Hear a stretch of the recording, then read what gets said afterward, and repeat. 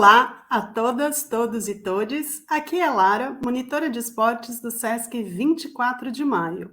Vou fazer a minha audiodescrição breve. Sou uma mulher branca, em torno de 50 anos, com cabelos longos, estou de blusa branca. Atrás de mim tem uma parede rosa com 2 quadros e uma planta. Hoje trago a vocês o bate-papo Caminhos do Movimento na Dança, com Rubens Oliveira, Maércio Maia, Williams Muciati e mediação de Jô Pereira. É um grande time para falar sobre dança, atividade física, neurociência, e ele vai se propor esse bate-papo a reflexão sobre o prazer do movimento na dança e apresentando esses olhares múltiplos. E este bate-papo integra um novo desdobramento, né? Ele se dá num desdobramento que é um novo curso que a gente vai oferecer no SESC 24 de maio, a partir do dia 29 de julho, que por acaso é o Dia Internacional da Dança. As inscrições serão abertas e gratuitas a partir de amanhã. O curso acontece às sextas-feiras, das 18 às 20h30. Então, agora gostaria de chamar esse time quem vai mediar esse time, que é a Jô Pereira, uma mulher múltipla, também educadora física e bailarina. Jô, você está por aí? Estou por aqui, Lara. Que prazer, seja bem-vinda. Desejo um ótimo bate-papo a vocês. Está com você.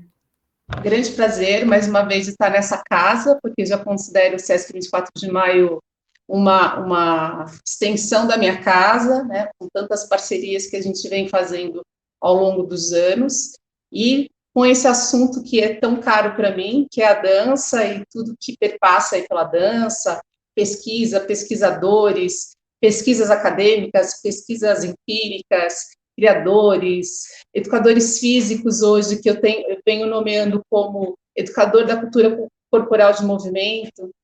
Então, é muito importante toda essa gama aí que a dança vem cada vez mais abrangendo, sendo abrangida e trazendo pessoas tão potentes dentro disso. O dia 29 de abril é tido como Dia Mundial, Dia Internacional da Dança. Então, é quando vai começar o curso de um dos nossos convidados aqui hoje, que é o Rubens Oliveira. E para começar esse papo, eu vou começar chamando o cientista. Mas o cientista e louco dizem que todos temos um pouco. Será que é isso? A dança, ela tem na nossa relação com ela e na historicidade, algo que vem desde os primórdios da nossa ocupação aqui nessa Terra, né, nesse planeta Terra. As pinturas rupestres já têm nos mostrado ao longo dos milênios, anos, o quanto que nós, humanos, dançamos. Então, a dança faz parte de muitas culturas, ela faz parte da nossa, é quase uma organicidade dançar. Será que é isso mesmo? E para que a gente dê continuidade a esse papo, puxar o fio da meada aí, eu vou convidar o Maércio Maia. O Maércio Maia, eu não vou falar ex-bailarino, né, Maércio? É bailarino também, porque quem dança vai dançar pela vida toda. É hoje um pesquisador neurocientista, e traz aí também um educador somático, né? Ele traz aí uma soma de conhecimentos dentro da neurociência e fazendo essa junção com a dança. Mas para falar um pouquinho mais, eu quero antes saber como você tem a dança que te precede, ou o que é a dança que te precede? Quem é você, Maércia? Nossa, as perguntas de uma vida inteira, né?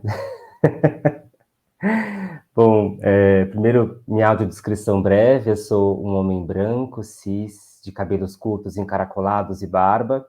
E ao meu fundo tem uma parede com uma luz laranja e uma estante de livros. Um prazer estar aqui, conversando com todas, com todos, com todes. Espero que um pouco da minha história entrelace com as de vocês aqui, nesse espaço digital, e aos outros espaços das pessoas que se conectarem com esse vídeo. Eu sempre me pergunto, isso é uma pergunta recorrente, assim, na minha vida, em que ponto ou se vai haver esse dia, esse ponto que eu deixo de usar e de me apresentar como bailarino e começo a me apresentar somente como neurocientista ou como educador do movimento ou como professor de dança. E essa pergunta tem um motivo especial, uma questão importante na minha vida, porque não é só uma questão de um certo rótulo, né? Qual é o rótulo que eu adoto para me apresentar? Mas acho que lida diretamente com a maneira como a neurociência, a maneira como a educação somática, elas foram inteiramente atravessadas pela minha história como artista. É uma história que se deu basicamente numa sala de ensaio, em alguns palcos. E eu chamo a atenção para isso porque, para mim, não faz o menor sentido hoje falar de neurociência, em especial uma neurociência que se conecta com a dança, que se conecta com esse movimento expressivo. Para mim, não faz o menor sentido pensar em educação do movimento se a gente não considerar a potencialidade expressiva e a potencialidade de uma relação com o movimento que leva em consideração um certo sujeito, né? E esse certo sujeito é a pessoa que vive o movimento, a pessoa que vive a dança. E quando eu olho para trás, olhando, né, para essa dança que eu vivi, eu vejo um processo muito rico, justamente nesse ponto que me chama, que eu tenho, que é um grande convite para mim, que é um processo com a dança que convida a pessoa a se autodescobrir. Então, meu processo com a dança, embora eu venha de uma formação tradicional com o balé, apesar de não ter dançado balé como a minha rotina profissional, eu fui para a dança contemporânea, pela improvisação. O balé sempre esteve na minha história e na minha rotina como prática de movimento. E mesmo vindo dessa prática, desde cedo eu descobri um balé que ele era abraçado, conectado com a educação somática e abraçado por uma visão de técnica ou uma perspectiva, uma metodologia de técnica que abraçava a minha história e, sobretudo, me perguntava sobre como eu estava me sentindo naquele momento, sobre como eu me sentia aprendendo aqueles passos e aprendendo um código que, no fundo, a gente quer que esse código, essas séries de movimentos, elas, ao longo do tempo, elas possam ser dissolvidas, preenchidas, cruzadas, entrelaçadas pela história de vida de cada pessoa. Então, a minha história com a dança, ela sempre esteve conectada a um ato de investigação, um ato de auto-investigação. Então, perguntas do tipo, como eu estou agora? Qual o estado do meu corpo agora? O que isso significa para mim? Qual o meu desejo em fazer esse movimento? Como eu estou experienciando esse movimento? Como eu quero experienciar esse movimento daqui a um tempo? Então, perguntas que balizam o meu trabalho, que balizaram a minha história e que, em alguma medida, fazem com que essa relação com o movimento ela não se vincule estritamente à forma que o corpo faz, mas quem vive a forma que o corpo faz. Que delícia te ouvir. E aqui, pesquisando, né, para conversar, para a gente fazer essa puxada, a neurociência estuda esse sistema nervoso formado pelo cérebro, pela medula espinhal e os nervos periféricos e as ligações dele com toda essa fisiologia do corpo humano. É tida como imprescindível hoje para o desenvolvimento, saúde e bem-estar da humanidade, pensando nessa relação longeva da vida. E isso, para a gente, tem sido cada vez muito caro, né? O quanto que a ciência vem prospectando e buscando uma vida melhor, longeva, mas melhor.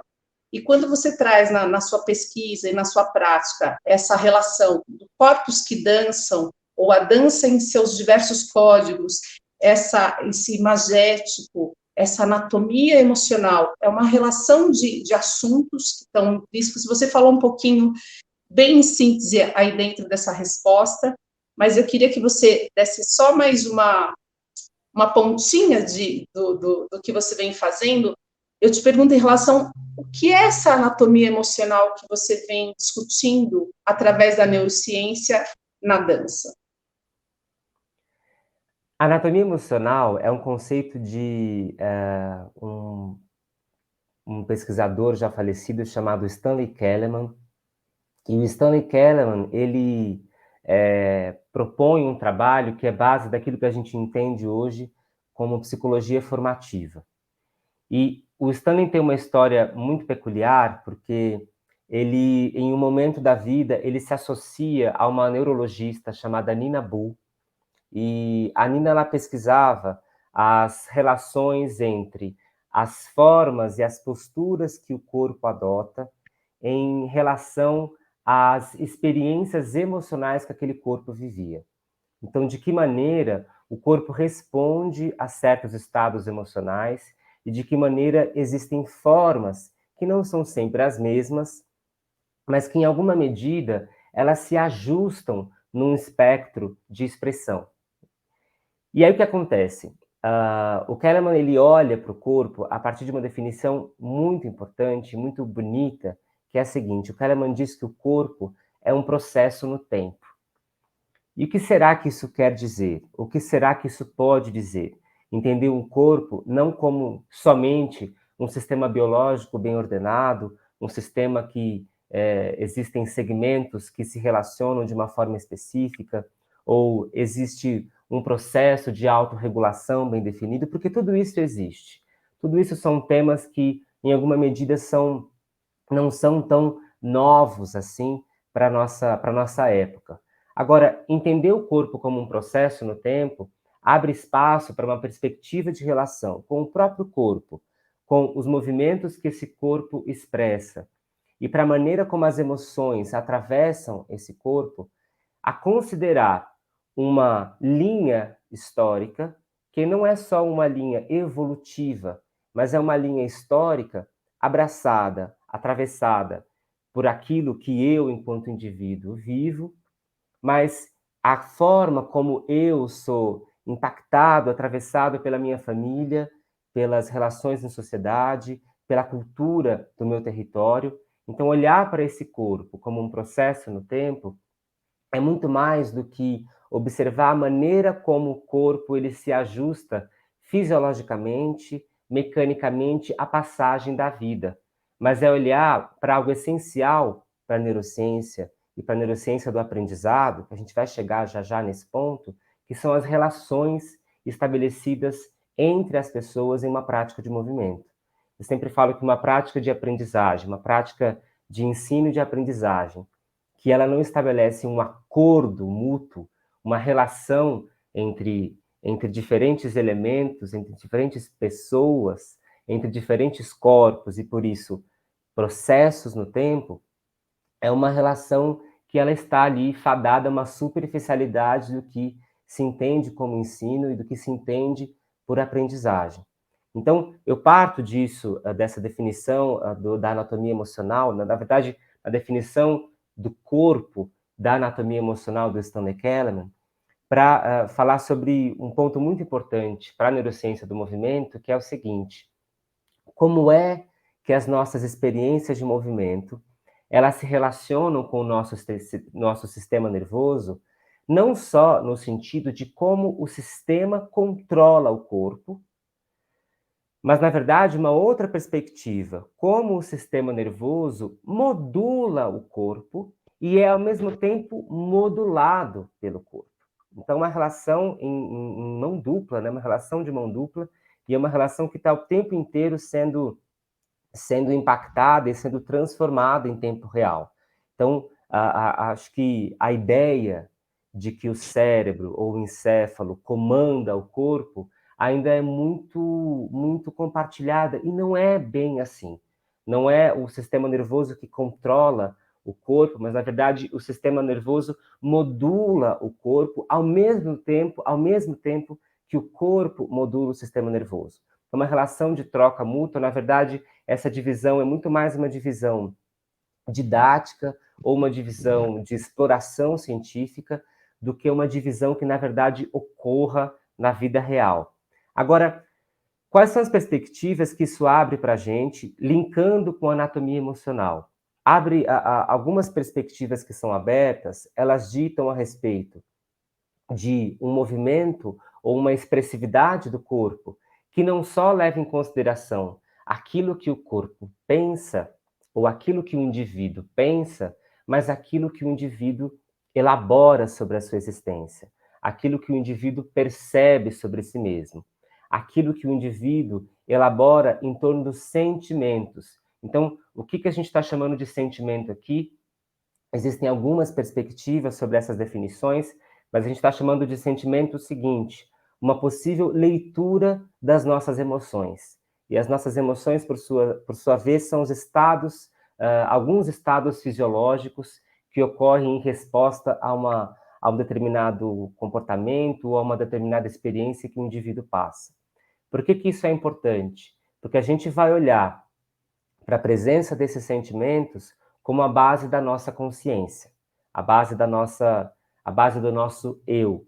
Então, indo de cima para baixo, didaticamente, porque não existe uma relação hierárquica, mas indo de cima para baixo, a gente parte da compreensão de um eu, a gente parte da compreensão de um alguém, a gente entende essa compreensão de um alguém, porque existem uma série de sentimentos sobre a existência desse alguém.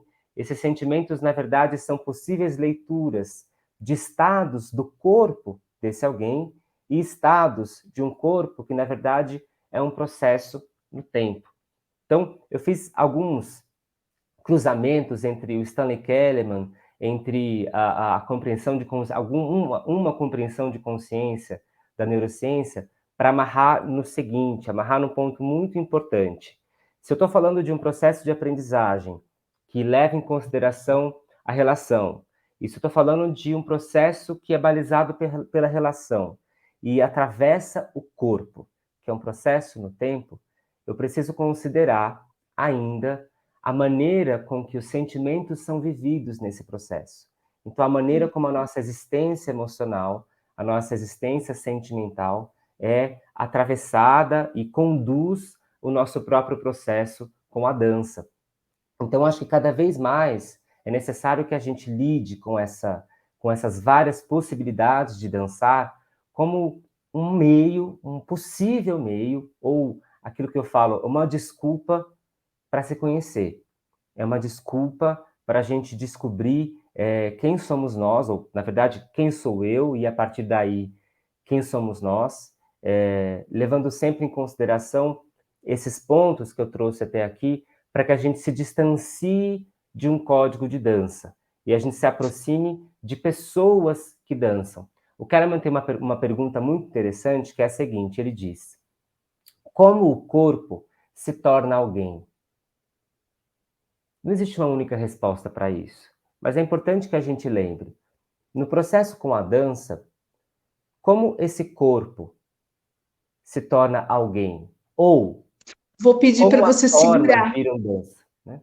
Vou pedir para você segurar essa, porque a gente já vai amarrar esse como o corpo se torna alguém fica aí.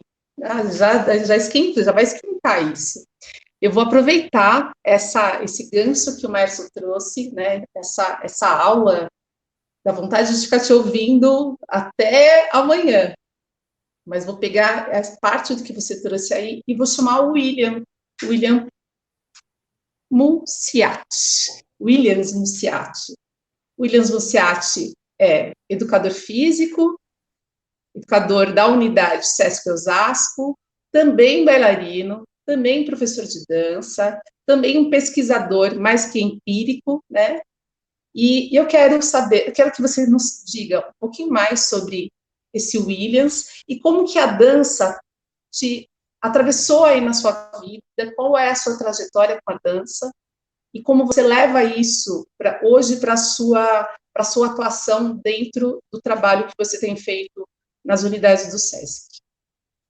Seja bem-vindo. Olá, prazer enorme poder bater esse papo com vocês. Vou me apresentar, minha audiodescrição. Eu sou Williams, homem preto de pele clara, cabelos enrolados. Estou sentado e ao fundo uma parede branca. Sou educador do Sesc Osasco, trabalho nessa instituição que eu amo muito e vou falar um pouquinho sobre mim, como a dança me atravessou, como aconteceu a dança para mim. Sou um corpo adulto, costumo dizer que sou um corpo adulto que começou a dançar já adulto. Muito embora eu tenha várias lembranças de, na infância, dançar em festa, sempre me convidavam para dançar. Acho que eu era mais convidado para as festinhas infantis, para poder animar a galera, fazer uma dança, fazer uma brincadeira, do que mesmo minha presença. Eu costumo fazer essa brincadeira. Mas a dança sempre esteve muito dentro de mim, muito presente comigo. E quando adulto, eu descobri esse Williams que também poderia dançar. Eu tive um encontro com a dança, fui convidado para fazer uma audição de dança, fazia teatro até então, e fui convidado para fazer uma audição de dança. Por que não, né? Um ator precisa ser um dançarino, de repente, um cantor. E lá fui eu, sem saber do que se tratava. Era uma dança cênica, dança contemporânea, e a partir da dança contemporânea a gente vai acessando a técnica, né, através do balé clássico. E eu fiquei encantado quando eu tive esse primeiro contato com a dança. E a dança me impactou de tal forma que o meu desejo por aprender aquela métrica, aqueles estímulos, ele foi uma coisa assim que tomou conta da minha existência naquele período, e eu comecei a pesquisar, comecei a ir atrás de academia, comecei a tentar entender aquele conjunto de regras da dança clássica, que se apresentava muito forte na dança contemporânea que eu fazia naquele momento. Foi assim que a dança me impactou, ela aconteceu para mim, e a partir daí eu não larguei mais e fui descobrir como que seria esse corpo adulto que pode dançar, como que essa técnica pode atravessar esse corpo adulto e fazer conexões com outras linguagens. Então, me encontro hoje no Sesc, né, trabalhando como educador, mas fazendo esse link, né, desse processo de vivência, desse reconhecimento da dança no corpo adulto. Não sei se falei a idade, eu me encontrei com a dança com 23 anos, e como eu poderia fazer essas ligações, né, essas conexões. E a educação física veio somar nesse processo. Hoje eu atuo como educador físico, e como educador físico, é como eu me reconheço hoje, né, como educador, dentro da educação física, melhor assim, talvez, eu me reconheço sendo um educador que sempre está puxando um pouquinho de dança, sempre está propondo uma dança para um corpo que acha que não pode dançar, que acha que não sabe dançar, ou que não se reconhece dançando, né?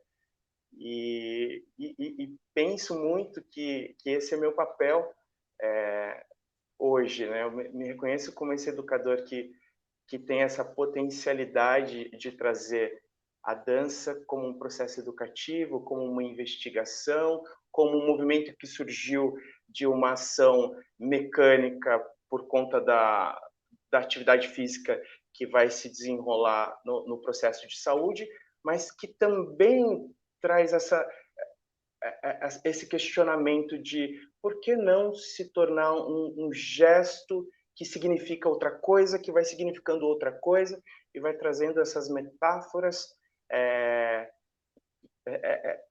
esse eu interior, esse reconhecimento do gesto, reconhecimento do próprio corpo. Acho que respondi a sua pergunta, Jo. Respondeu, super respondeu. E somando um pouquinho aí com o que você diz, o que te sensibiliza a sensibilizar esses corpos, principalmente esses outros corpos e corpas que num primeiro momento diz, não danço, eu não sei dançar, melhor nem tentar. Qual que é o fio da sensibilidade que você puxa? Falar em sensibilidade, a gente fala de questões sensíveis, né? E mostrar que esse corpo, que é tão potente de dança, seja ela qual for, seja o método qual for, mas ele é potente porque ele precisa dizer, ele está em sociedade e o corpo, e quando eu digo corpo, eu já estou pensando nessa relação corpo-mente, né, que ela já, o Márcio trouxe de forma tão bonita, né, ela não está dissociado, né, o corpo da reflexão, né, o corpo é tudo isso. Então, trazendo essas questões sensíveis, e olha como que é possível que o seu corpo represente, que ele diga alguma coisa, e às vezes esse dizer, ele está para além do que a palavra dá conta de falar. E quando a pessoa consegue se comunicar através do gesto, quando ela consegue dizer alguma coisa através de uma expressão facial, ela começa a entender que o corpo dela é potente para isso também. E aí a gente vem, né, nesse processo de quebrar paradigmas, de mostrar que a dança ela não precisa só ter o belo como referência. A dança ela pode trazer várias outras questões, né, qualidades de gesto, qualidade de expressividade, né, para que ela tenha condições de dizer alguma coisa, para que ela seja potente suficiente para se comunicar. Acho que a questão da comunicação é o ponto onde eu consigo atingir as pessoas de forma mais potente. Quando eu digo que o corpo ele precisa se comunicar, ele quer se comunicar e às vezes dizer algo que a palavra não dá conta de dizer.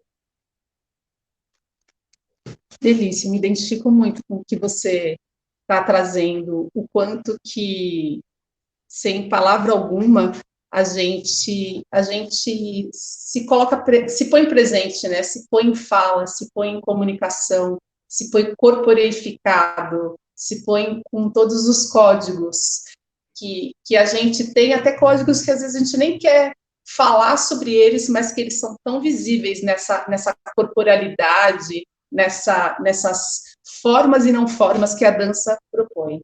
E para somar aqui nesse trio maravilhoso de pensadores e de executores e de provocadores na dança, a gente traz aí o próximo convidado, também o próximo desenvolvedor de um curso incrível que começa dia 29 de abril e vai até julho, que é o grande Rubens Oliveira. Fico felicíssima em mediar esse papo com esse amigo também, capixaba paulistano, né? Que até brinquei com ele hoje assim, capixaba, não sabia que você era capixaba. Capixaba paulistano, uma trajetória mergulhada aí na arte, no corpo, e que traz as suas raízes ancestrais no seu trabalho, tanto no trabalho como educador, quanto o trabalho cênico. Rubens Oliveira, seja bem-vindo. E a mesma pergunta que eu fiz para a Maércio, a mesma pergunta que eu fiz para o Williams, eu faço para ti. Quando que a dança atravessa a sua vida? Oi, minha amiga. Oi, Jô, tudo bem? Muito prazer estar aqui de novo com você, Williams, Maércio. Poderia ficar aqui o dia inteiro ouvindo o Maércio falar, é tão interessante ver, né, ouvir tantas coisas sobre os pensamentos do corpo, da dança, do indivíduo, né. Mais uma vez, Sesc 24 de maio, obrigado pelo convite de estar aqui, elaborando um projeto, fazendo uma breve descrição. Eu sou Rubens Oliveira, um homem negro, cabelo curto, barba cheia, branca no queixo, e estou de blusa verde, com uma gola branca, e em frente a uma parede azul. Capixaba, Jô, você viu? Espírito Santo, que é aquele estado que não aparece nem na previsão do tempo no jornal, né? Mas nasci em Vila Velha e fiquei a minha infância inteira em Vila Velha. Meus familiares são de Espírito Santo, Minas e sul da Bahia, e toda vez que eu vou me apresentar falando sobre isso, eu entendo que o meu trabalho com dança, com o meu trabalho artístico, se alimenta muito dessa região, né? Minha avó do sul da Bahia, a minha mãe, meu pai de Minas, eu de Espírito Santo, exatamente um caminho do garimpo, um caminho também de muitas identidades diaspóricas, muitas culturas diaspóricas, né? Esse percurso, né? E a dança ela se conecta na minha vida através da música. Eu sou o filho mais novo, sou irmão mais novo de uma família de 5 filhos.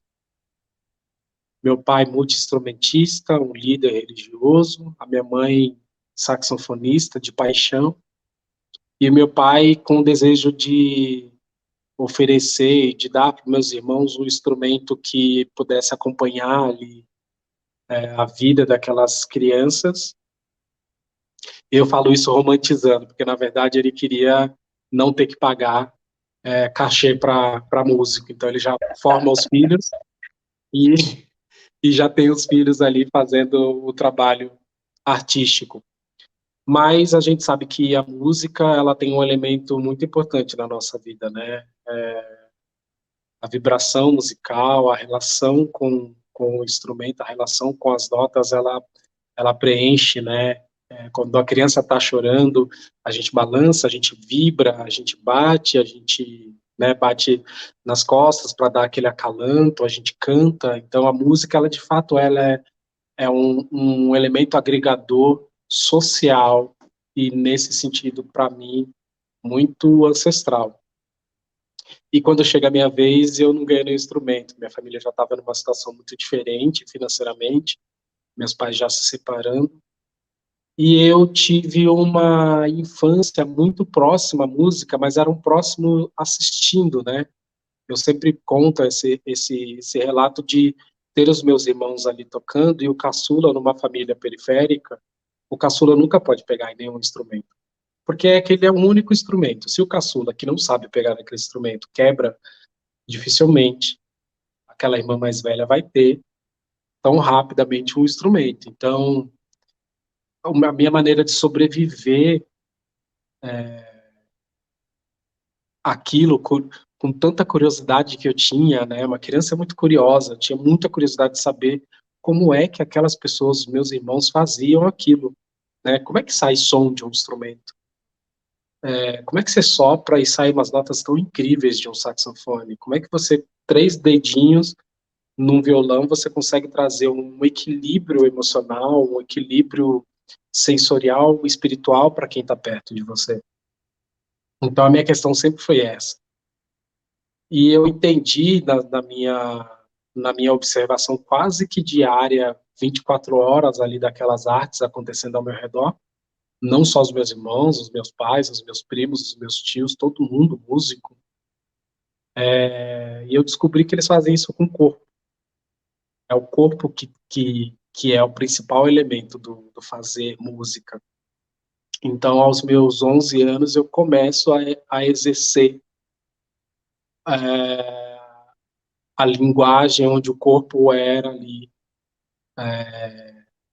um instrumento. Então, começo a dançar, já chegando em São Paulo, periferia de São Paulo, onde você vê dança na garagem, você vê dança na laje, você vê dança na rua, você vê dança nas quadras, porque São Paulo, a periferia de São Paulo é o encontro das periferias do Brasil, né? É o encontro de tanta diversidade histórica e ancestral que a gente tem no nosso país.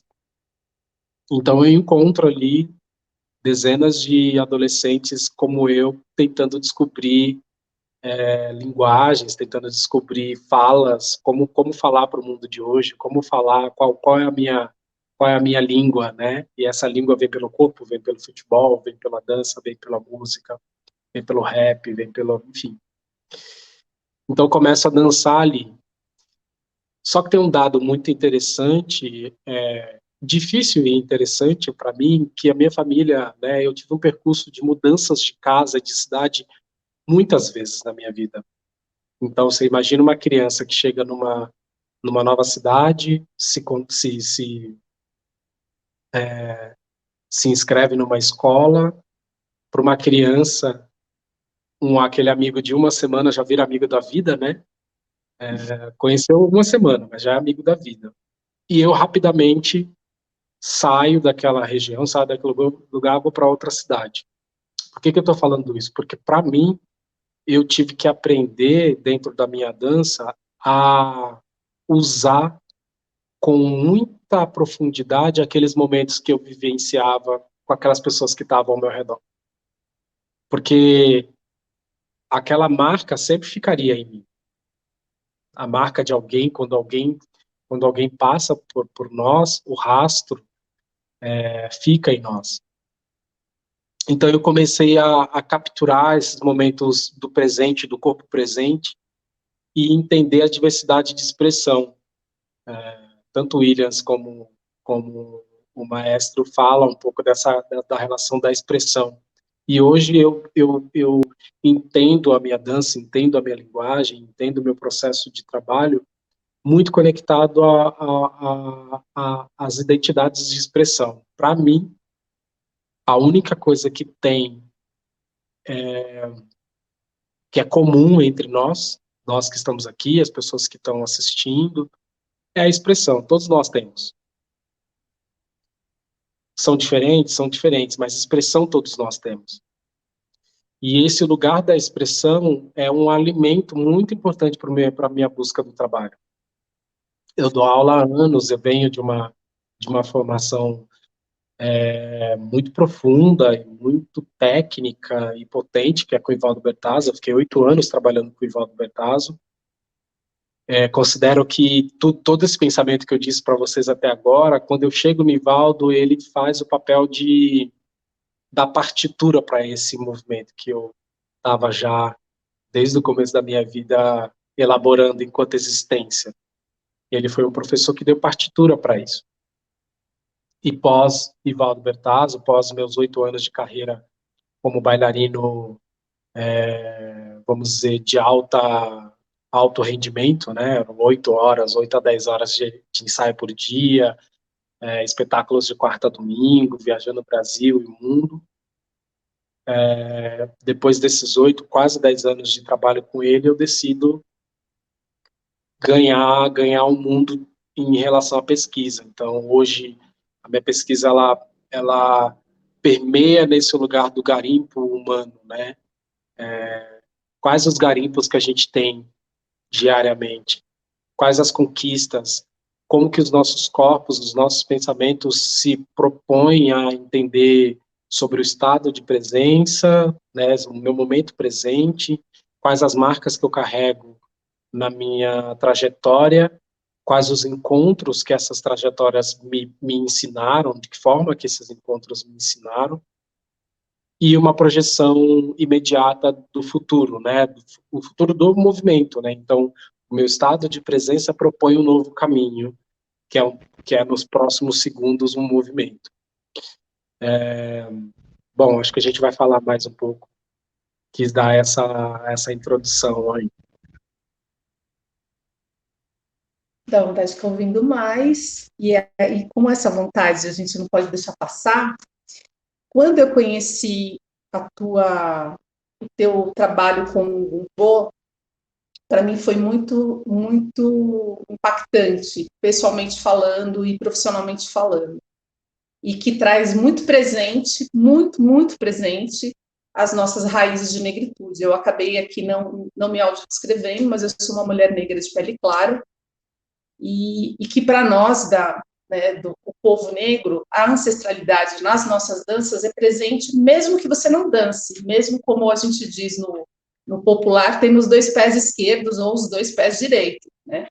Mesmo você sendo assim, tem uma vibração, tem uma ritmicidade no teu corpo que te leva não só a propulsão pelo ritmo, mas a propulsão do gestual. E o Gumbo traz uma porção de raízes juntas, né? É o ritmo, é o corpo, é a voz, é a cena, é o eco, tem um eco histórico.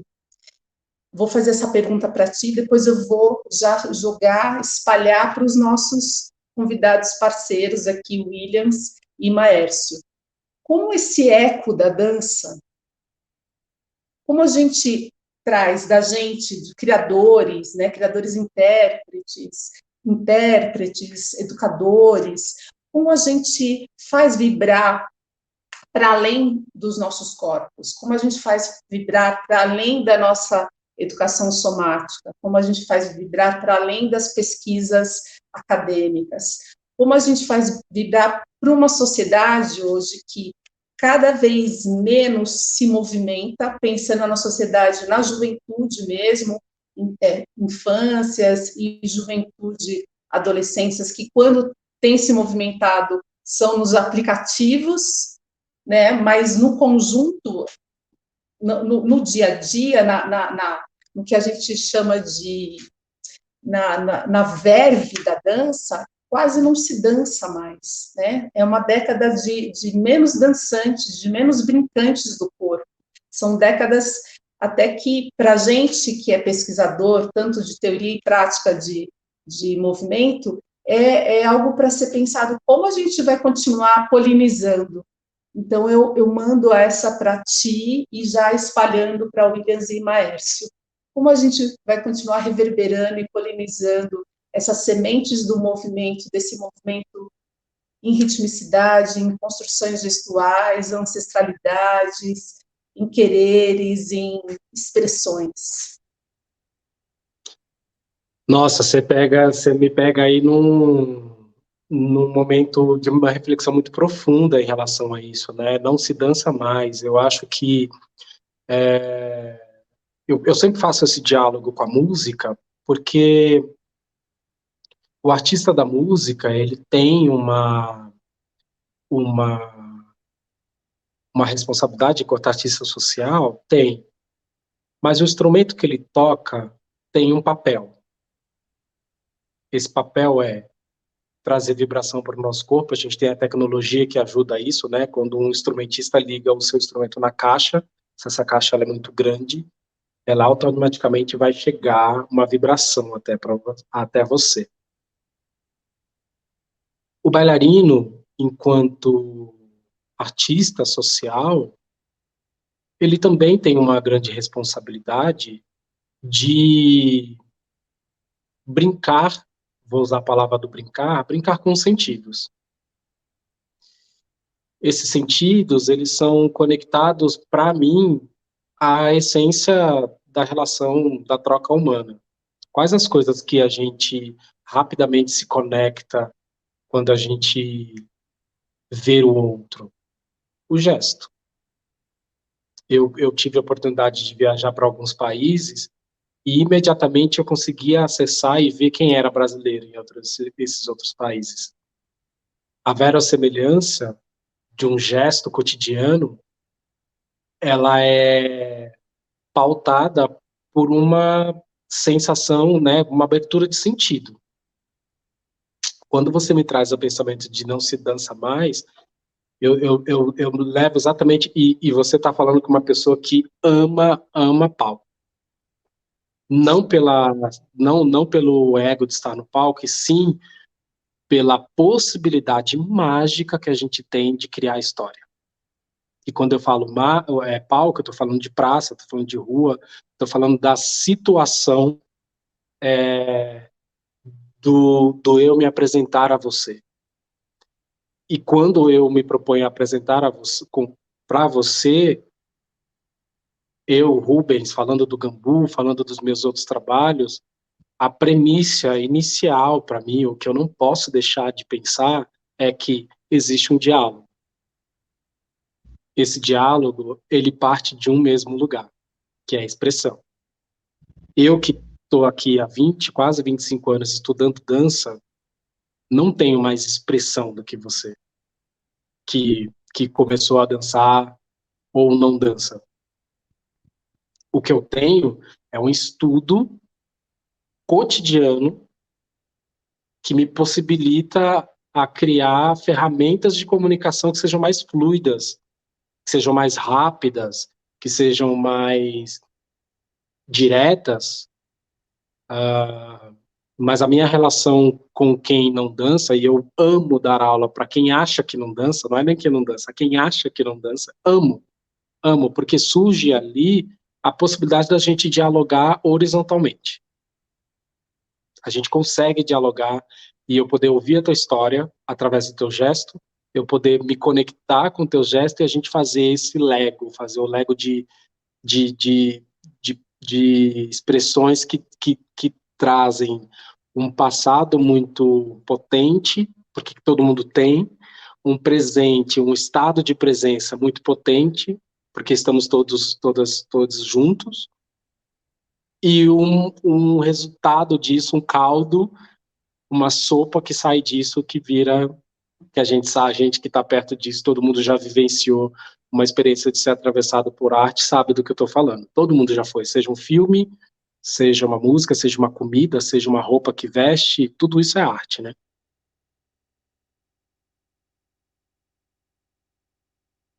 Williams? Essa é uma questão que eu acho bem interessante, porque a gente pensa, o meu ponto de vista, a gente pensa que as pessoas não dançam, mas eu acesso muitas pessoas que chegam nesse processo de eu não danço, eu não sei dançar, eu nunca dancei.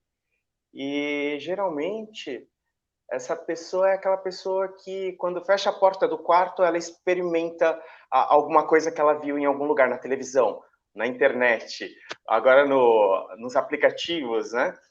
Então, eu acredito que as pessoas elas têm dançado, acho que é inerente ao ser humano a dança, e só que elas têm muita vergonha de se expor. Então, acho que aí é um outro lugar, essa exposição e, de repente, essa pesquisa da dança, que é uma dança que se comunica, né, muito mais. Porque se eu estou sozinho no meu quarto, eu não estou tecendo uma comunicação, a não ser comigo mesmo, os diálogos que eu faço entre essas sinapses que acontecem durante o meu processo, né, de reconhecimento do meu próprio corpo. Então, assim, eu tenho acessado bastante esse universo do aplicativo, né, da dança, né, que é muito breve às vezes e que muitas vezes para mim é repetição ou às vezes é puramente a replicação do que o outro fez em larga escala, mas que não deixa de ser dança, que não deixa de ser movimento, que me traz a possibilidade de me reconhecer, de reconhecer o meu corpo, de entender as minhas potencialidades, capacidades. Então, eu penso que dançar no quarto, seja com o seu celular escondido, isso já importa muito e já traz, e já potencializa, de repente, essa busca por um dançar na frente do outro, dançar com o outro, me comunicar com o outro através da minha expressão. Então, eu gosto muito, tenho refletido muito sobre isso, gosto muito de refletir sobre isso, porque ao mesmo tempo que eu gosto muito dessa dança que ela é cênica, né, que ela é uma dança contemporânea, é uma dança balé clássico, né, uma dança moderna, eu gosto muito, isso me impacta, isso, né, eu saio vívido do teatro quando eu vejo, quando eu teço uma comunicação com alguém através do corpo. Mas penso que esse outro tipo de dança que acontece, às vezes, numa festinha de família, vamos fazer uma dancinha aqui, vem aqui, se aproxima, vem, chega, é facinho, é só uma mão que passa por aqui, faz assim. A pessoa está se movimentando, ela está tendo uma relação com esse tipo de movimento, uma relação com o seu corpo, conexões estão acontecendo, e ela já não está mais no quarto, agora ela está ali naquele hall, né, familiar, e essa dança ela vai acontecendo mesmo nesse universo, mesmo dessa nova forma de ser feito, né? O Rubens acabou de falar, né, que a dança que eu faço hoje já não é mais a dança que foi feita há algum tempo atrás, né? E esse tipo de dança, mesmo sendo replicação, ela também já é diferente, né? Ela também já está acontecendo de uma forma diferente, mas eu ainda entendo e consigo me comunicar com esse tipo de dança, então acredito que ainda seja dança. Maércia? Eu fui ouvindo vocês, eu fui fazendo várias memórias passaram aqui. Eu vou contar algumas histórias breves, pensando naquilo que me atravessou aqui. Hoje em dia eu trabalho com várias faixas etárias, né? Com crianças, com adolescentes, com adultos, e em diferentes contextos. Então, pessoas que estão interessadas no processo de formação, pessoas que estão interessadas no processo de sensibilização, enfim. E eu tenho uma turma de adolescentes e a minha aula é uma aula um pouco mais extensa, eu tenho 3 horas de aula. E os últimos 15 minutos são 15 minutos que a turma decide o fechamento, né? Ou a maneira como esse período vai ser encerrado. E eu tenho um grupo de adolescentes que eles e elas ensaiam danças do TikTok. E aconteceu uma coisa muito interessante que é a seguinte. Em um dos dias, a gente já voltou presencialmente, tem um tempo, eles vieram falar comigo, professor, tudo bem se a gente ensaiar uma dança do TikTok? Eu falei, sim, sem problema nenhum, mas guarda o celular. Aí eles se espantaram, né? Eles e elas se espantaram, aí eles falaram assim para mim, mas se eu guardar o celular, como é que eu vou saber a dança? Onde é que a dança vai estar? Isso foi uma pergunta que me tocou muito como professor, assim, porque se eu guardo o celular, como é que eu vou saber onde que a dança está? Isso é um grande problema. É um grande problema porque a dança ela está naquela tela ou a dança ela está nesse corpo, né? Tudo bem, existia ali um interesse em reproduzir aquela forma, daquela maneira, com aquela música, naquele andamento, e exatamente como aqueles corpos que eram referência para eles e para elas. Até aí, a gente entende. Agora, o que é preciso a gente atravessar e remodelar é talvez uma outra possibilidade, que é uma possibilidade de, sim, ter ali 1 ou 2 formas que balizam a nossa prática, mas que as outras formas, elas são fruto desse desejo de dançar, desse envolvimento e dessa relação com o prazer, que possibilita um ato de criação. A gente precisa retomar isso diariamente. O ato de criação, e não é um ato de criação elaborado, gente, é um ato de criação centrado no próprio prazer. Lembro que na minha infância, a minha família é do Nordeste. A parte da minha mãe vem da Paraíba, a parte do meu pai vem do Ceará. Então, festa em casa, o que tinha? Forró. Era isso que tinha nas festas da minha casa. E tinham só 2 passos que a gente tinha que saber. Que era 2 para lá e 2 para cá. Nada mais, não tinha que saber mais nada. E a gente ficava 4, 5, 6, 7 horas. Eu era criança, ficava menos, mas meus pais ficavam mais. Muitas horas fazendo esse 2 para lá, 2 para cá, 2 para lá, 2 para cá. E havia ali algumas pequenas variações de proximidade dos corpos, distanciamento dos corpos e tudo mais. Mas não havia a necessidade de um envolvimento muito, de uma elaboração complexa sobre a dança. Havia ali um desejo único, que era um desejo do encontro. Essa é uma história, né? A segunda história, eu fui chamado para dar aula em um congresso recentemente, e era uma aula teórica sobre imagética motora. Eu cheguei, e era um congresso de dança. Eu cheguei, a sala estava repleta dos congressistas, todos com caderno, papel e caneta na mão, porque sabiam que era uma aula teórica. Estava na grade que seria uma aula teórica. E a primeira coisa que eu pedi foi: guardem os livros, guardem os cadernos. Não porque eles não são importantes, mas que a gente vai praticar, a gente vai fazer, a gente vai agir. E aí, se for importante, a gente guarda um tempinho para anotar alguma coisa ou para gravar alguma questão. Porque quando você pergunta, né? Eu anotei para não me perder. Como pensar o eco, como fazer vibrar para além de nossos corpos? É agindo. É agindo que a gente vai fazer isso. E o que eu estou chamando de agir? Eu estou chamando de dançar de fato, né? Se encontrar em movimento. Dançar talvez seja isso. Talvez seja se encontrar em movimento. Voltando à história das minhas alunas e dos meus alunos com o TikTok, entender que nós somos corpos que se relacionam com informações digitais, mas nós somos corpos analógicos, né? Isso não é uma visão minha, tem uma antropóloga argentina chamada Paula Sibilia, que tem uma reflexão profunda sobre esse tema, mas a gente precisa lembrar que nós somos analógicos, nós temos uma relação com o tempo e com o processamento da informação que ela é distinta do digital, ela é distinta desses aparelhos e dessas tecnologias que nos atravessam, que eu, inclusive, gosto bastante, mas entendo que é necessário que a gente descubra e reflita sobre o lugar que elas ocupam na nossa existência, na nossa relação com o movimento. Então, o que eu estou querendo propor aqui nessa relação entre um corpo analógico que vive ou que é atravessado por uma informação digital? Eu preciso entender que a maneira como o meu corpo vive o processo com a dança não é a mesma maneira com que eu sou informado sobre a dança. Porque uma coisa é ser informado sobre a dança.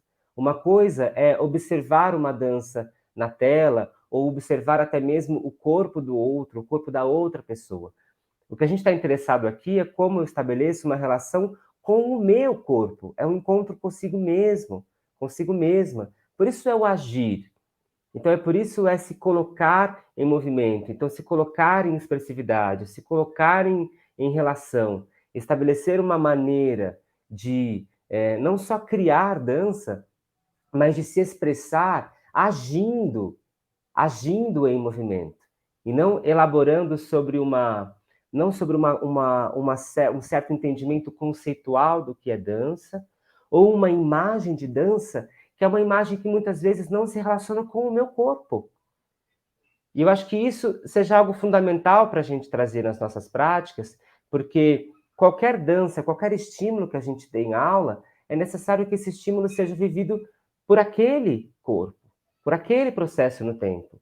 E isso quem faz é a própria pessoa. Isso quem faz é aquele ou aquela que resolve agir em movimento.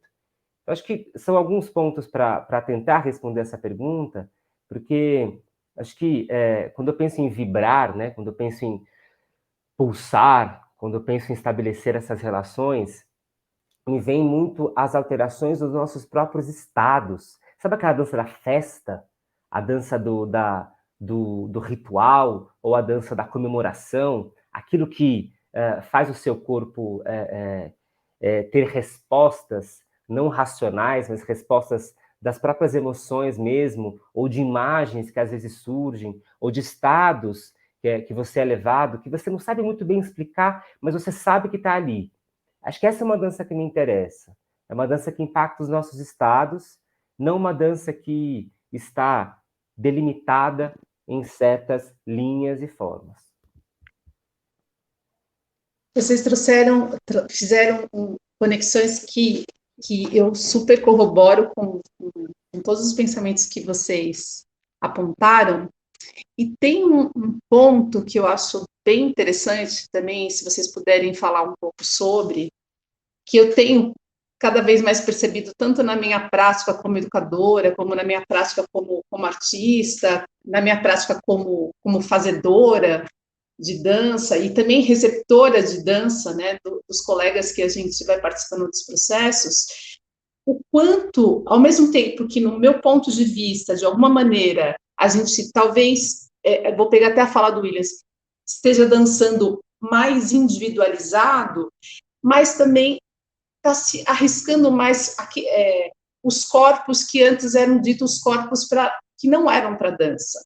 Quando eu comecei a dançar, muito na infância, eu também sou de uma família paraibana, Maércio, onde o forró é o que vibra, é o nosso pulso de viver, o nosso pulso de tudo, para comer, para festejar, para chorar, para rir. Mas eu lembro que quando eu disse que eu queria ser bailarina, a primeira coisa que eu ouvia, não só dentro da família, mas também nos lugares que eu fui fazer dança, era que eu não tinha essa corporeidade para ser uma bailarina, por ser uma mulher alta, uma mulher de seios fartos, de anca larga, de pernas grossas. Não podia nem pensar, nem prospectar de ser uma profissional da dança, porque a dança era feita para corpos de uma especificidade ímpar, que era ser muito, muito, muito magra. Eu nunca aceitei isso, e ainda bem que eu nunca aceitei, porque várias outras pessoas também não aceitaram, e hoje a gente vive pensando nessa dança mais profissional, nessa dança cênica mais profissional, uma diversidade de corpos que é riquíssima, isso reverbera de uma maneira riquíssima, cenicamente, e traz aí uma discussão que é esse vínculo que eu quero que vocês falem um pouco sobre esse corpo político. O quão político é esse corpo na dança, pensando nesses corpos diversos em todas as suas pluralidades, não só pela dimensão desse corpo, né, se alto, se baixo, se gordo, se magro, se corpo com deficiência, corpo sem deficiência, mas nessa diversidade de corpos. Como vocês veem essa corporeidade política através da dança, nesse prazer que a dança vem despertando e também quebrando socialmente, até pensando, né, nos videoclipes, nos shows, a gente vê corpos que antes a gente não viria representados, tanto corpos, também pensando em racialidades desses corpos. Pode começar pelo Will. Olha, eu tenho certeza que é de uma importância absurda, né? A gente ter essa diversidade de corpos, essa diversidade cultural, essa potência, né?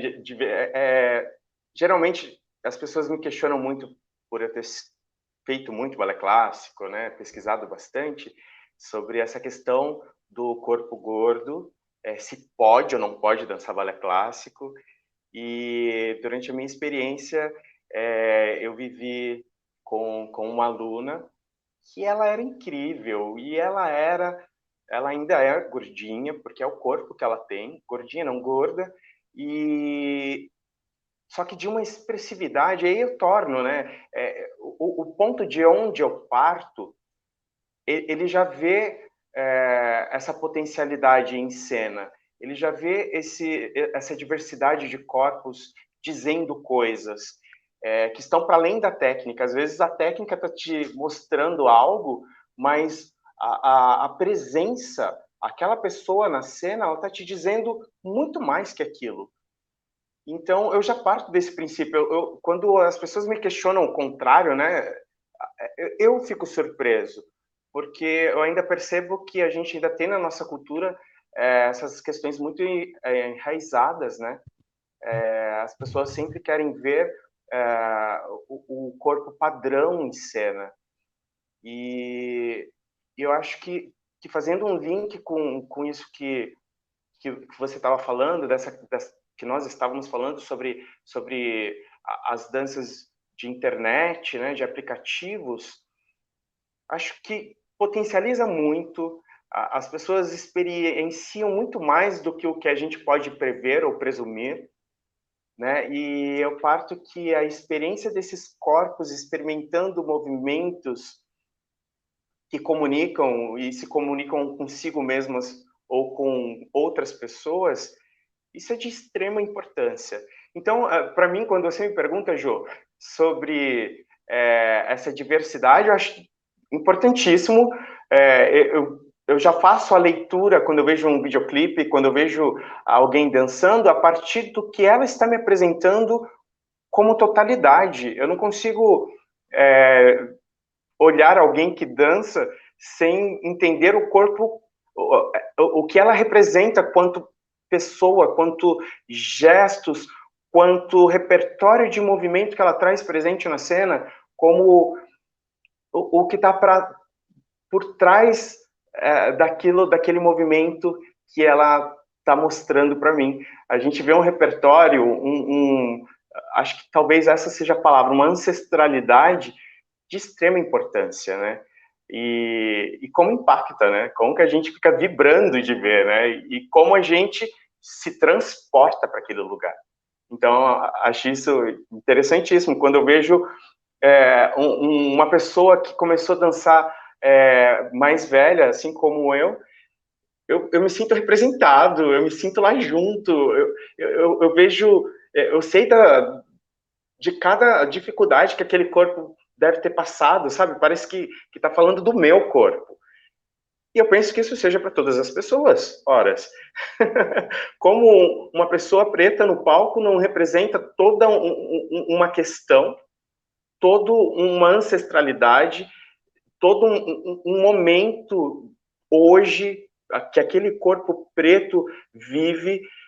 Então, assim, é surreal, é lindo, e eu já parto desse ponto. Então, eu nunca penso no contrário. Quando alguém me questiona o contrário, é aí que gera o espanto. Então, isso para mim não é um choque, assim, essa questão. Essa questão, ela é a realidade e é o que tem que ser. Maércia. Posso pegar o gancho? Vai, Maércia? Rubens. Vai lá. Não, só queria pegar o gancho da ancestralidade que o Williams estava falando, porque eu penso exatamente no sentido de que antes do corpo político, ele é um corpo diaspórico, ele é um corpo ancestral. Quando a gente chega no processo do corpo político, da necessidade de esse corpo ser um corpo político, é porque a gente está num movimento de quebrar uma estrutura opressora, eurocêntrica, de ideia de estética da dança, né? Esse formato, essa imagem de um corpo longilíneo, de um corpo limpo, de um corpo leve, ele foi e é até hoje uma das maiores violências que eu considero nessa linguagem que me compõe, que é a linguagem da dança. Hoje, a necessidade de ser um corpo político, de o corpo ser um corpo também político, é de extrema importância. Mas eu, na minha aula, por exemplo, onde eu tenho uma variedade muito grande, uma diversidade muito grande de pessoas e corpos e histórias, uma coisa que eu sempre digo é, a gente tem como um exercício gostoso, e não um exercício que traumatiza, mas um exercício de descobrir a nossa técnica. Porque, para mim, todo corpo o corpo que se propõe a dançar, ele se propõe também a achar uma técnica. Para mim, o que é técnica? É uma maneira de sobrevivência, são ferramentas, é como se eu estivesse abrindo uma gaveta, eu que sou um artesão do meu próprio corpo, eu abro uma gaveta cheia de ferramenta para que eu possa entender essa estrutura que me compõe. Junto a isso, tem a minha história, tem a minha ancestralidade.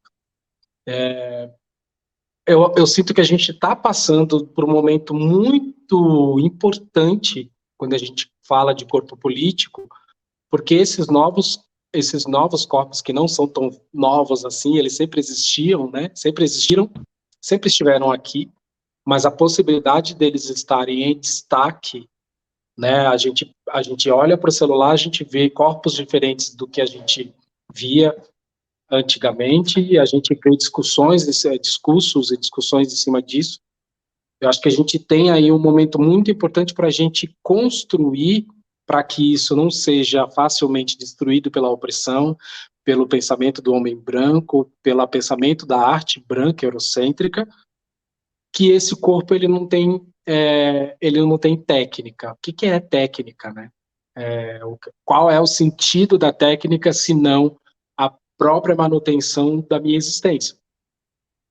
Então, esse corpo político agora, para mim, ele tem uma potência muito grande, de fato, para que a gente construa, dentro das nossas diversidades, dentro do nosso entendimento de pluralidade, a técnica que nos compõe. E quando a gente entender a técnica que nos compõe enquanto indivíduos, às vezes essa técnica é feita pelo indivíduo, pelo próprio indivíduo, porque o meu corpo é diferente do seu. Mas essa técnica que me compõe para que eu possa sobreviver nessa fala que me contempla no mundo, eu consigo enraizar ali uma forma de estar que não vai ser tão facilmente derrubada. Sensacional, Maércio.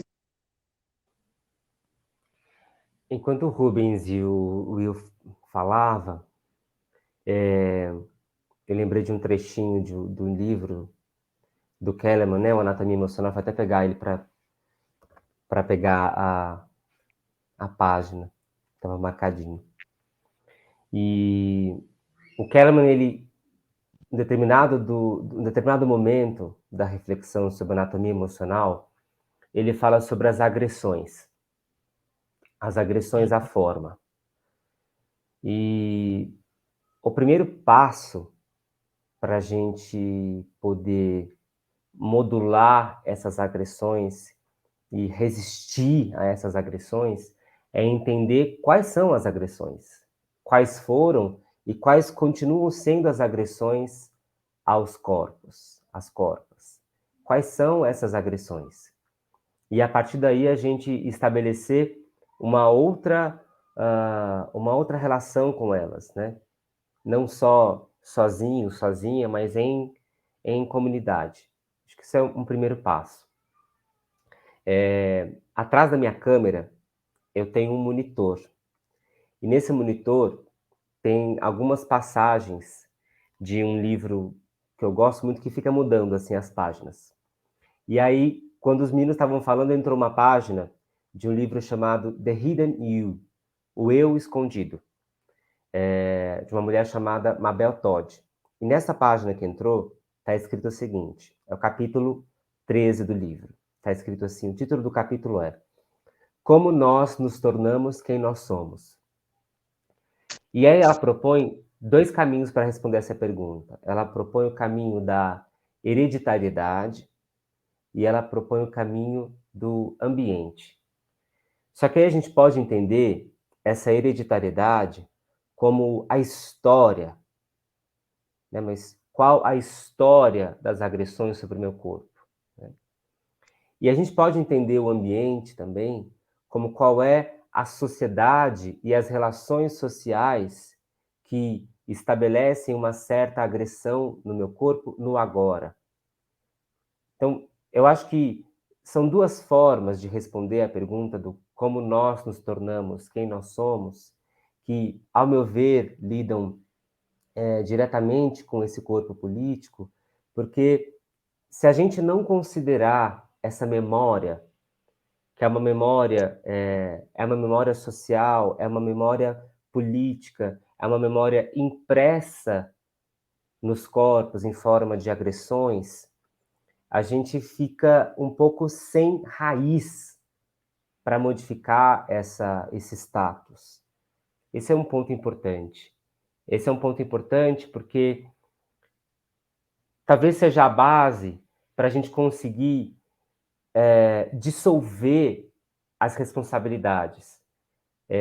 Para mim, uma das grandes mal compreensões da educação somática é acreditar que a educação somática ela versa sobre um processo unicamente individual, unicamente subjetivo.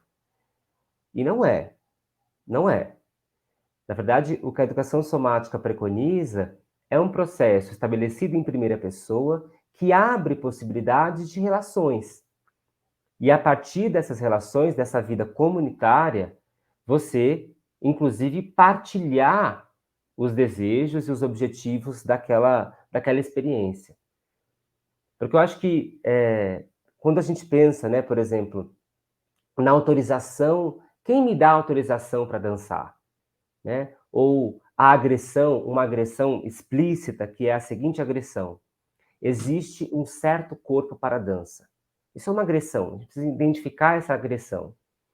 A gente precisa identificar não só a agressão, a maneira como ela foi exposta ao longo da história, mas a maneira como essa agressão impactou algo muito importante, que é a autoimagem.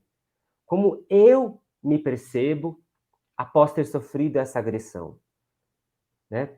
Acho que são temas que a gente poderia esticá-los ainda mais, mas para responder para tentar responder uma seguinte questão, que é: será que a gente pode, nesse processo de um corpo relacional, de um corpo político, será que a gente pode se sentir menos sozinho e menos responsável pelas agressões sofridas? Acho que é uma pergunta.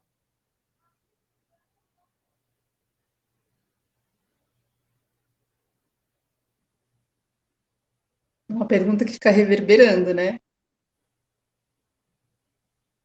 Pegar essa reverberação e vou devolver para vocês três agora, para vocês fecharem dentro desse universo o que é essa dança. Qual é essa dança? Quem são esses corpos e corpas? Que espaço ou que universos são esses? Assistindo até um material de vídeo do Maércio, ele fala dos Ws, né? Do porquê, do onde, do que, do quem, do como. É por esse lugar. O que, como, quem, onde, quando essa dança nesses corpos e nessas corpas são necessários, de que maneira. E aí eu vou pedir também, porque o Rubens fale um pouquinho do que vai ser, a pitadinha do que vai ser esse trabalho que vai iniciar dia 29 de abril. E já agradeço imensamente a troca que vocês trouxeram, as inquietudes que vocês provocaram, os acalantos que vocês trouxeram, os carinhos que vocês trouxeram nas respostas de vocês, cada um de vocês, Márcio Maia, o Williams Mutiati, o Miss Oliveira. Agradeço aos intérpretes que aqui estiveram, às intérpretes que aqui estiveram, ao Sesc 24 de Maio, e passo a palavra para vocês findarem aí esse nosso papo, que dá para fazer aí mais 1h30, tranquilamente, de muitas discussões. À vontade para responder.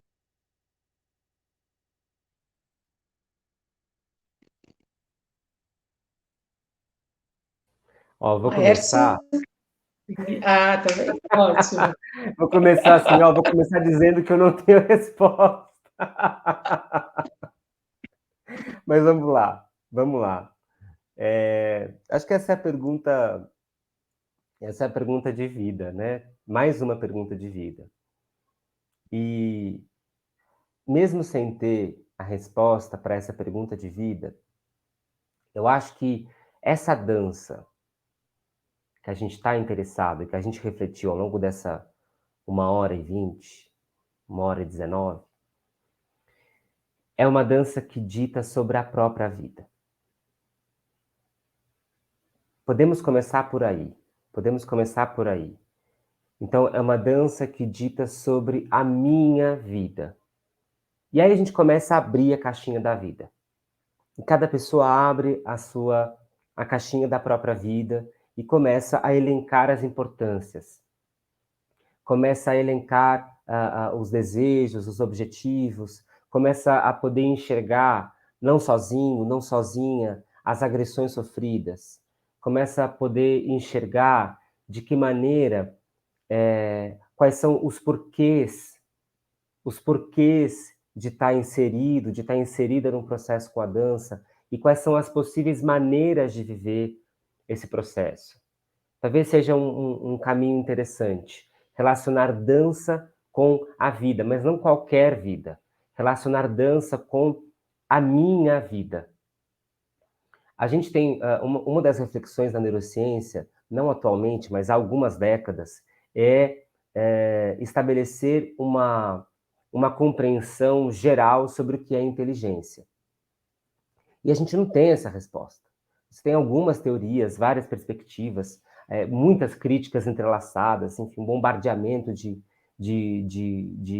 falas. Mas tem uma coisa muito interessante para a gente tentar responder o que é inteligência, que eu quero trazer para a resposta dessa dança, que é uma dança que fala sobre a própria vida, que são 3 elementos.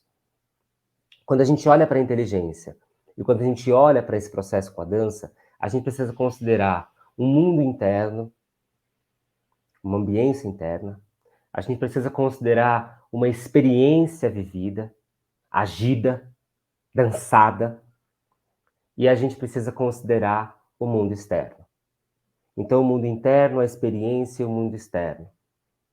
A ambiência interna, os estados desse processo no tempo, a experiência vivida, a ação que esse processo no tempo realizou, e os encontros, as relações que esse processo no tempo estabeleceu ao longo da sua existência.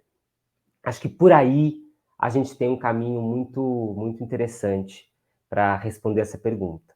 E antes de passar a palavra, mais uma vez agradecer esse dia e sempre com o desejo de quero mais, assim. Obrigado, Jô, obrigado, Will, obrigado, Rubens, obrigado aos intérpretes, ao Sesc. Uma alegria imensa poder conversar com vocês e poder ouvir ao longo desse tempo aqui.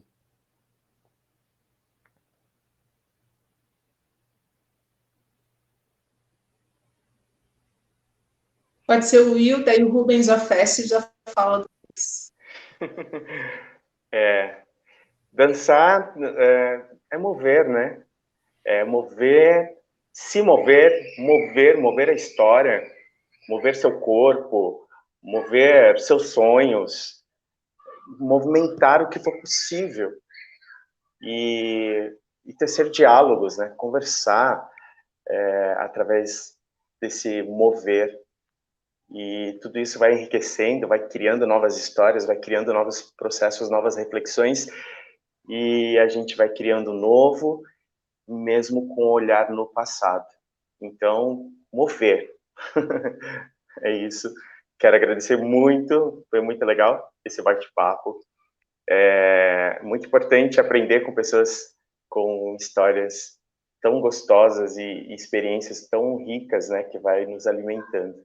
Então, já vou agradecendo aqui e dizendo que foi muito importante esse bate-papo para ficar reverberando, né? Para mim, eu vou trabalhar e vou ficar com essas questões todas vibrando aqui dentro de mim.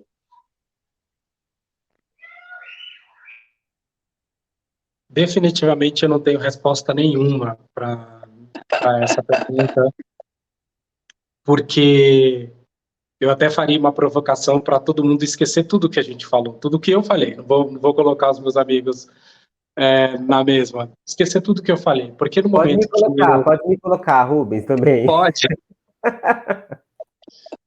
Porque o que a gente está falando aqui é de uma experiência pessoal, certo? Maércio, Williams, eu, a Jo.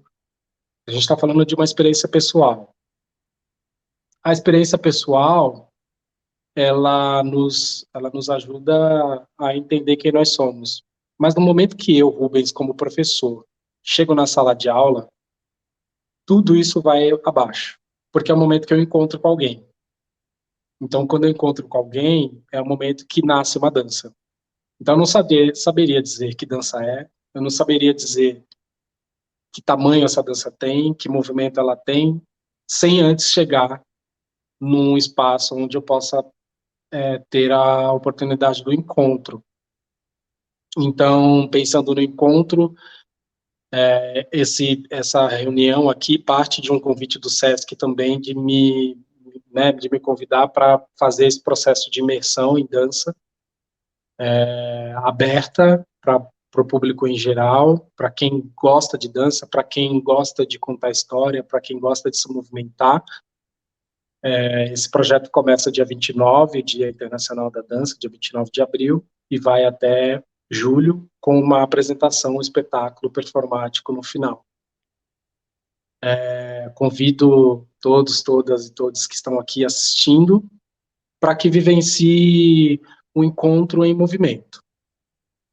Eu só vou conseguir te dizer o que é quando você estiver lá. O que eu posso garantir é que você terá encontros semanais de muito movimento, de muita dança. Aproveitar que a gente está numa área do SESC, que é a área esportiva, pensar a dança também como uma brincadeira, mas também como uma forma de você cuidar da saúde do teu corpo. Quando o pensamento, a sensação, os sentimentos se encontram com o movimento, a gente sabe que a gente tem bons resultados. Quando a gente faz algo com muito prazer, a gente tem bons resultados na nossa semana. Então, o convite é esse. O convite é que vocês venham fazer uma imersão comigo, com a minha equipe de dança, toda sexta-feira, a partir do dia 29, as inscrições serão abertas em breve, para que a gente possa dançar. Em algum momento desse terá música ao vivo, isso eu garanto, porque sem isso falta um pedaço de mim, é uma pizza sem 2 pedaços aí. Então, o convite está feito para que a gente possa dançar e quem está aí poder elaborar internamente também que dança é, como é a sua comunicação com o mundo, assim como a gente também elaborou aqui um pouco os nossos pensamentos. Então, agradeço a Jo por essa lindeza de contorno que fez com a gente aqui. Obrigado por mais uma vez te encontrar. A Maécia, o Williams, pelas palavras, pelos ensinamentos. A Mariana e o Rubem por dar movimento e interpretação às nossas palavras aqui, lindamente. Eu fiquei aqui, cada hora que vocês iam falando, eu ficava aqui olhando para o Rubem e para a Mariana, eu acho incrível. E ao Sesc 24 de maio, pelo esse convite, mais esse convite. Obrigado, gente, e até sexta-feira, dia 29. Sexta-feira. Muito obrigada a toda a técnica do 24 de maio, também pede toda a equipe. Muito obrigada a Lara Dias, sempre uma parceirona e sempre uma pensante dentro do esporte, trazendo a dança e tantos assuntos ligados à dança para esse papo. Grande encontro, que delícia de dia, que delícia, que delícia. Obrigada. Obrigada, gente. Uma alegria ter vocês aqui com a gente. E convidamos a todas, todos e todes, mais uma vez, né, Rubens, para que venham se movimentar com o Rubens, sua equipe, e que a gente faça um lindo percurso e possa ter aí um final, uma apresentação, né, um espetáculo muito para celebrar todos os nossos corpos e a vida, né? Como o Márcio disse, para mim também a dança não tem como desconectar da vida, né? Então, muito obrigada, gente, obrigada aos intérpretes de Libras, agradecemos também ao público presente que nos assistiu até agora e continuem a acompanhar a nossa programação. Até mais.